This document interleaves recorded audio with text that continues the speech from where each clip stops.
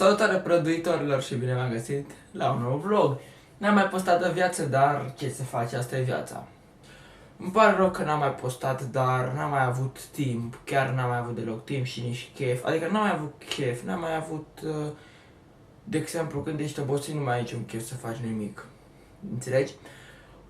Și da, am mai făcut stream, adică am făcut un stream și vreau să fac și stream-uri cam săptămânal, dacă pot. Și să postez vloguri în fiecare sâmbătă sau duminică. Acest episod este un Q&A pentru că la primul vlog am lăsat pe Facebook-ul meu, care l-aveți în descriere, că nu e Facebook-ul meu personal, dar e un Facebook al canalului, care am lăsat un status și am primit niște întrebări. Și acum când v-ați prins, le discutăm. Bârzu Dumitrie la Roxana, postez o dată pe săptămână, așa intenționez, dar de reușit nu prea pot. Sandu Paul, pisicile semafoare? Pisicile și camioane. Și sper să nu mă prea grăbesc la ele și să citesc la toate numele, pentru că e prima dată când fac un Q&A în viața mea și Q&A. Bă, dar nu e Q&A, e Q&A. Fuck. Denisa Gabriela, dacă ar fi să faci o colaborare cu un vlogger faimos, care ar fi acela? Bă, asta e cea mai bună întrebare până acum.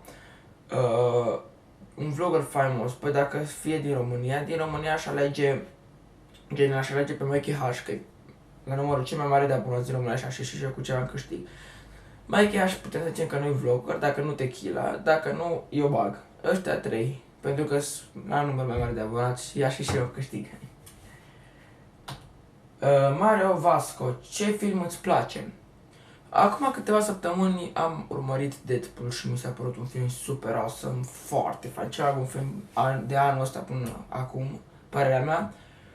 Sper să rămân plăcut surprins și de următoarele filme care vor apărea. Georgiana Alina, când vei face provocări? Provocări momentan nu vreau să fac pentru că mi se par foarte stupide, gen nu vreau să fac provocări, mănânc o lămâie, mănâncă scoțișoară, bagă-ți gheața în pantalon sau chestii de astea, mi se par cele mai stupide provocări făcute vreodată.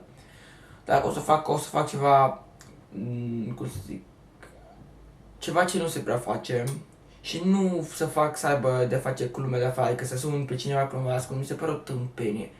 Gândiți-vă, dacă vă sună pe voi cu număr ascuns și încerc să fac mișto de voi, nu vi se pare cel mai tare awesome, cel mai tare lucru. Robert Lapuș mă întreabă, ăsta mi coleg, o să faci 100 de abonați? Bă, de subs mă întreabă, de zic abonați. Nu știu, depinde dacă mă țin. Vali Valentina, dacă ai putea să dai o lege, care ar fi aceea? Bă, dacă ar fi să dau o lege, nu știu ce lege așa, credeți-mă. Habar n-am, nu-s cu legile, n-am nicio treabă cu legile, credeți-mă, nu știu ce să fac. Nu am nicio lege în cap. Aș legaliza marihuana. Cine e bun? Oh, Robert Lapuș mă întreabă din nou. Care o să fie programul tău de post... care o să fie programul tău de postat? Bă, intenționez să postez în fiecare weekend, intenționez, acum de reușit, nu cred că o să reușesc. Florin Junior, de ce te-ai apucat de vlog? Păi, de ce m-am apucat de vlog? Din lipsa de ocupație, pentru că și un motiv mai important ar fi, eu vreau să mă perfecționez în partea de editing, pentru că în poze mă descurc și în editing video nu mă prea descurc și adică nu mă descurc așa de bine ca la poze. Și vreau să fac și cu videourile, să încerc să editez și videouri. Și pentru că n-am ce face sau vadă și cineva munca mea, am zis să fac vlog. Și eu știu videoclipul ăsta o să fie cel mai banal videoclip al meu, pentru că doar pun videoclipul și pun întrearea pe videoclip, deci cam cea mai tâmpenie chestie, dar mă rog. Florin Jr. E aceeași persoană, numai care altă poză, what? Pozele sunt de mai demult și mă întrebă ce ai făcut azi? Păi, luând în vedere că e 8 dimineața, că e 10:28 dimineața, m-am trezit. Andrei Axinde, ce ai face cu $1.000.000? 1.000 i-aș investi în YouTube și restul mi-aș deschide o afacere. Gabriel George, nu George Gabriel de fapt, dar cu ce filmez? Cu un Nikon, nu mă întrebați cum se numește, că habar nu am. Alexandru Andrei Cârlig. Ești legionar? Da, îs legionar din mult. De când era Satana Cartoon și avea 2 videoclipuri pe canal, care l-am descoperit pe Codrin Braghia din greșeală. Ce alege dintre Pepsi și Cola? Pepsi și Cola. Ambele. Depinde. Ce alege dintre 100.000 de abonați activi sau 100.000 de dolari instant? 100.000 de dolari instant. Și de ce? Pentru că dacă investești în ceva, de exemplu investezi în vlog, 1.000 de dolari să zic, mai puțin. Ba, 1.000 de dolari să zic, că îmi fac aparatură, nu știu ce. Deci gândește-te că aș face mulți abonați. Și restul și investi 1.000 de asta pentru că sunt cu investițiile. Și aș face 100.000 de abonați activi, poate chiar mai mulți. Și, da, înțelegi. Andreas șarfă s...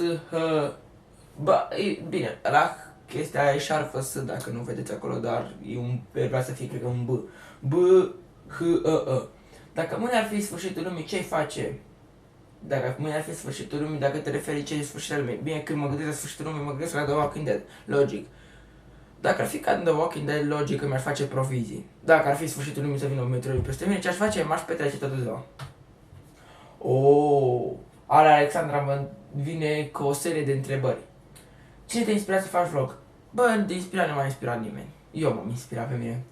Iubită, băiată e tristă. Nu.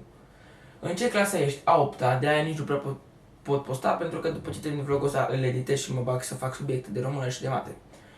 Pe cât este ziua ta? 3 decembrie. Peste câteva luni. Câteva mai multe luni. Și cam atât, te pup, și eu te pup. Și cam atât a fost și cu acest vlog, adică cu aceste întrebări, cam asta a fost și au fost câteva de început și cred că au fost niște întrebări foarte bune. Dacă vreți să fiți la curent când o să mai postez vlogul, adică sper să postez fiecare weekend, puteți să-mi dați ad pe contul de Facebook din descriere.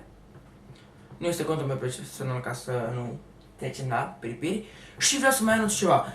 Intenționez să facă fiecare weekend câte un Twitch, câte un live pe Twitch. Aveți aici o adnotare pe ecran, sper să nu uiți să pun adnotarea. Și în descriere un link către canalul meu de Twitch. Am făcut un live și a fost super awesome, ne-am distrat super fain. Am jucat Minecraft și CSGO. Dar lume, dacă vlog, ok, este atât. Dacă v-a plăcut acest vlog, nu uitați să apăsați butonul de like. Dacă vreți să mai vedeți multe, apăsați butonul de subscribe. Și dacă vreți să mă ajutați, mergeți în comentarii. Pa!